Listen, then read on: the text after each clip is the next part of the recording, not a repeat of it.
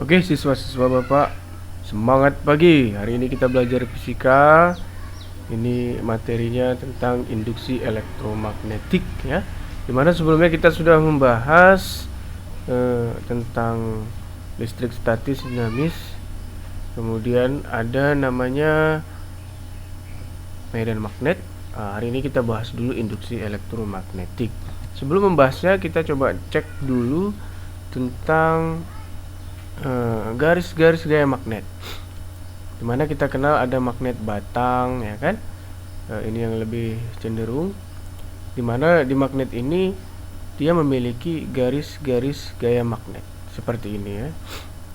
Kalau misalnya kursor ini adalah besi, kemudian kita letakkan di sini dan dia nggak sampai ke garis gaya magnet, maka dia tidak tertarik ke arah magnet. Tapi kalau di dalam medan magnet di sini, maka dia akan tertarik ke arah gaya magnet. Nah, induksi elektromagnetik itu yang pertama tadi tentang magnet, kemudian ini tentang kawat yang dikumparkan atau digulung ya. Kawat gulung ya atau kawat kumparan. Di sini ada alat ukur ya. Nanti ketika medan magnet ini kita masukkan ke dalam lubang yang ada di kawat ini, kayak gini nih. Maka garis-garis gaya magnet tadi akan menabrak kawat-kawat kabel ya, kabel-kabel, dan akan timbul arus listrik di situ. Nah, seperti itu. Jadi memang caranya adalah dengan memasukkan dan mengeluarkan. Jadi dia keluar masuk, keluar masuk.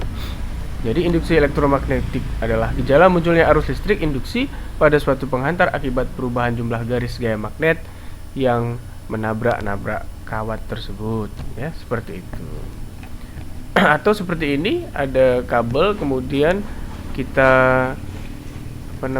kita lewatkan melalui garis gaya magnet, maka akan muncul arus di kabel tersebut. Caranya yang pertama ya.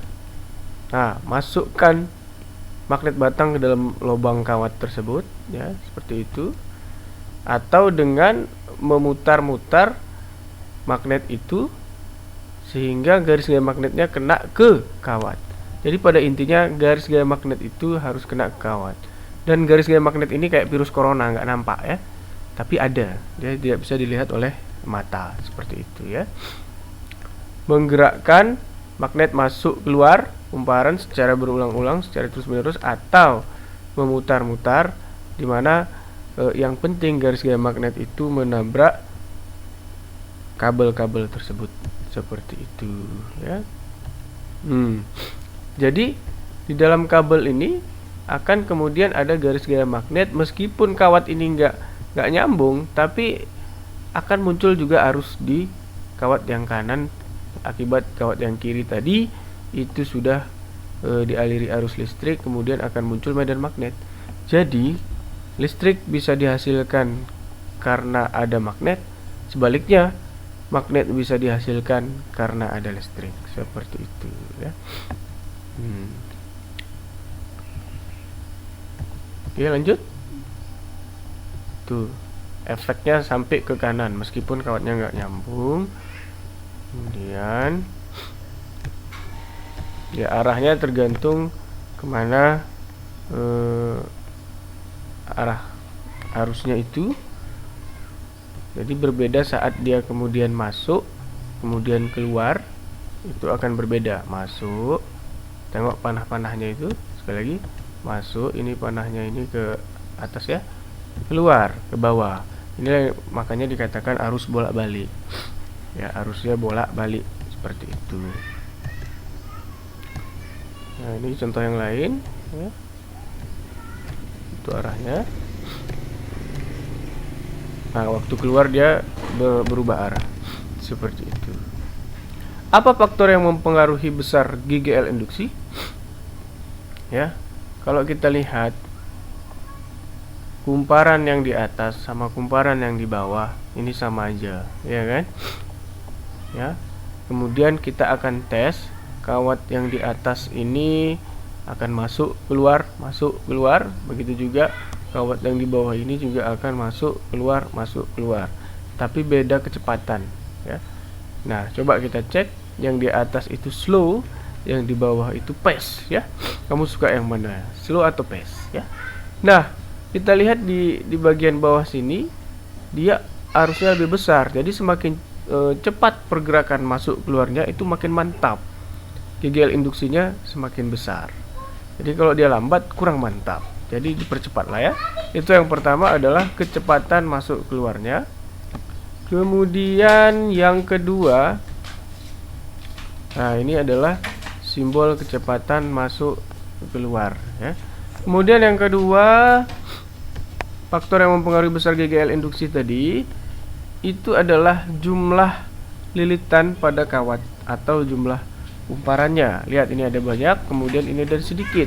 Kita perlakukan kecepatan masuk keluarnya sama, coba sama. Nah, tapi lebih besar yang di bawah. Kenapa? Karena jumlah lilitannya banyak. Jumlah lilitan itu dalam fisika disimbolkan dengan istilah N ya. Sehingga rumus besar GGL induksi itu adalah, ini perlu kamu buat sebagai kesimpulan. Rumusnya adalah simbol GGL itu seperti ini, seperti simbol E ya, adalah N tadi jumlah lilitan dikali perubahan kecepatan masuk keluarnya tadi, seperti itu. Contoh nih, di sini dikatakan ada lilitannya 300 ya kan, kemudian kecepatan masuk keluarnya tadi adalah 3000 ke 1000. Nah, maka 1000 kurang 3000 itu minus ya, jadi minus akan mati. Kemudian dikalikan, dibagikan, hasilnya adalah 10.000 volt. Nah, dari rangkaian kumparan plus magnet tadi akan dihasilkan listrik 10.000 volt, seperti itu. Oke, kemudian alat-alat yang menggunakan prinsip induksi elektromagnetik itu adalah dinamo.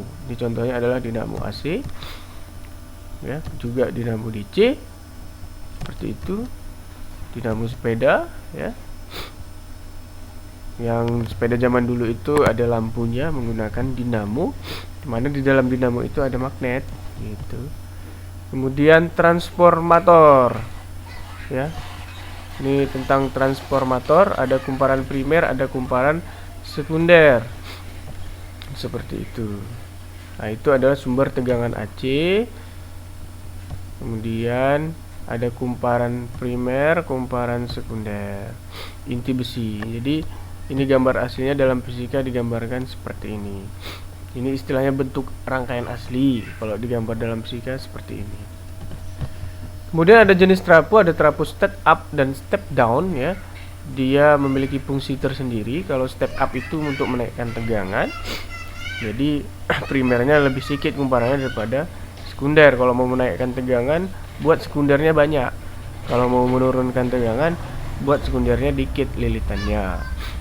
Jadi misalnya dari PLN mau diantar ke seluruh Indonesia, terus dinaikkan dulu tegangannya, buatlah yang besar, yang banyak lilitan di sini.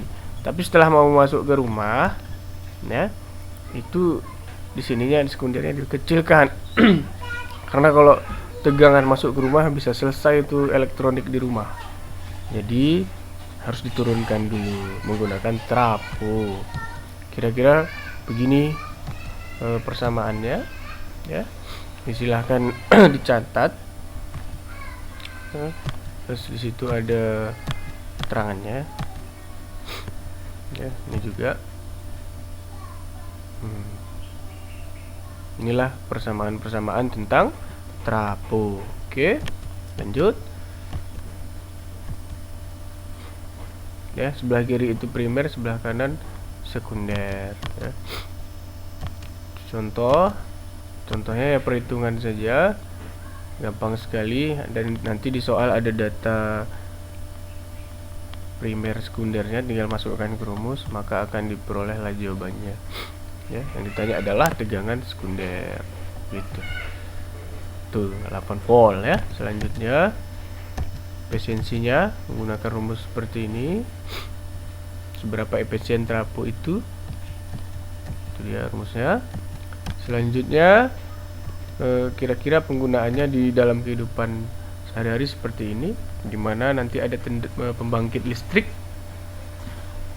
Kemudian sebelum dialirkan ke perkotaan dan rumah-rumah, itu harus dinaikkan dulu tegangannya menggunakan trafo step up yang awalnya di sini 10.000 volt, itu kemudian bisa dinaikkan menjadi 150.000 volt, dan ini terus dijalankan. Apa tujuannya dinaikkan? Agar nggak hilang gitu ya, agar tetap bertahan sampai ke tujuan. Kemudian diturunkan sebelum masuk ke kota ya, kemudian sebelum masuk ke rumah juga diturunkan menjadi 220 volt ya. Seperti itu penjelasan tentang induksi elektromagnetik ya. Seperti itu saja materinya hari ini. Kemudian nanti tugasnya cek di Google Classroom, ikuti instruksi Google Classroom. Oke, selamat belajar meskipun ada halangan ya, penyebaran virus, kita harus tetap semangat dalam menjalani hidup. Oke, demikian, mudah-mudahan bermanfaat.